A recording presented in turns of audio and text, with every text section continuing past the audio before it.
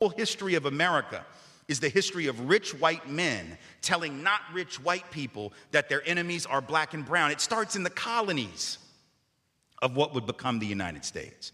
Let's remember, during the colonial period, mid-1600s, there was no such thing as white people. I know some people who are now called white find that shocking, right? Because they think whiteness is real, right? But whiteness was created. Europeans didn't call themselves white. We didn't call ourselves white. We weren't all members of one big happy family. Are you kidding? Have you studied the history of Europe? The history of Europe was about killing each other. That's what we did in Europe. We just killed each other before we figured out there were other people to kill. We just killed each other, right? I mean, that was the history of Europe. The English hated the Irish, right? Northern Italians didn't even think that Southern Italians were Italians. The Germans hated everybody, and everybody hated their ass right back, right? There was no team called white, no race called white, but all of a sudden, in the middle of the 1600s, there was. Why? Why was it suddenly necessary to create this thing called the white race? Well, because rich people can count, that's why. And so rich folks looked around, the ones that owned all the land, you know, in the colonies, the colonial elite looked around and they realized something, that they were heavily outnumbered by African enslaved folks, by European indentured servants, who were just one level above a slave, or other Europeans who weren't technically indentured servants, but they were still peasants, didn't have any money, didn't have any land, and they could do the math. They added it up, and they were like, damn, we got to figure out a way to split these folks apart from one another, or they're going to rise up and take our stuff, right? Because after a while, these black folks who were enslaved Africans and these quote-unquote white folks who were poor Europeans are going to figure out they're all getting played by these rich people. Right? So ultimately, the rich figure out they got to come up with some way to get somebody in that group on their team. The easiest thing is to get the poor Europeans, right? Because at least they look like you. They sort of share some of the customs and the culture. So they all of a sudden create this thing called whiteness, and they say, now you're part of the club. Now we're going to let you testify in court, enter into contracts, vote, at least if you're a man, own a little bit of land, at least if you're a man, right? And we're going to get rid of indentured servitude. No more of that, because you're too good for that. And we're going to take the white men, now called white men, and put them on the slave patrol to keep black people in line. Give them a horse and a gun and a badge and make them feel big and powerful, right? They're still poor. They still don't have anything. They didn't pay the slave patrol well, right? Just exploited them, used them as a buffer between the elite and the other poor folks, particularly poor folks of color. And pretty soon, the rebellions that occasionally happened where black and white got together to overthrow the elite, those stopped.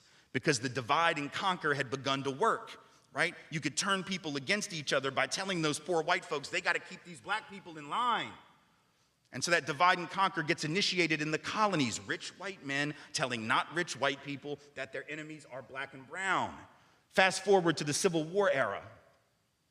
And you have, I'm from the South, right? My people, the elite in my part of the country, right, actually announced that the reason they wanted to break away from the Union and possibly go to war with their brothers and sisters to the north was in order to maintain slavery and white supremacy. They said that at the time. We lie about it now. And we say it had nothing to do with that. But of course, at the time, they didn't have any shame about it, so they just said it openly, right? The vice president of the Confederacy, Alexander Stephens, said that the cornerstone of the new government was the great truth that the Negro was not the equal of the white man. So that's the reason the Confederacy was formed and existed. But here's the trick. If I'm rich and I want to go to war to protect my ownership in other human beings, my property, but you're poor and you don't own any enslaved people, why the hell would you go fight to protect my stuff? Because I'm a rich person. I'm not going to fight. Rich people don't go to war, right? Rich people get poor people to go to war for them, whether it's in 1860 or whether it's during the 1960s or whether it's today, right? Rich folks get doctors to write notes for them that say that they have heel spurs, and that's why they can't go to Vietnam. And if you don't know who I'm talking about, you can Google that shit because he's sitting in the White House right now, right? Oh, I can't go fight. I have heel spurs. Send some poor kids to do that for me, please, right? So that's been a long-standing tradition.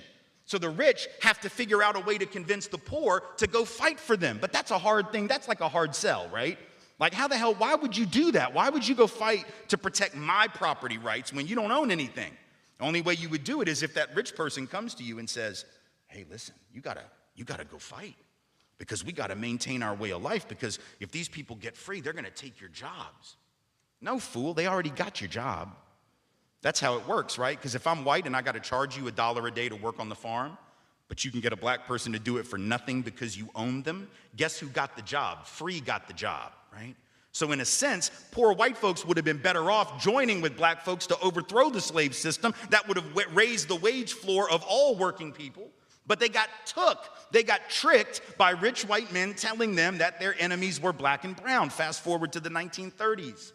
And you have white labor leaders. They're not even the elite, right? The labor leaders are not the elite, but they're the elite within the labor movement. And even they had fallen for it at this point. So they didn't want to integrate their unions. And they would say things like, well, we can't have black people and Mexicans and Chinese folks in our unions because if we do that, it's going to reduce the professionalism of our craft.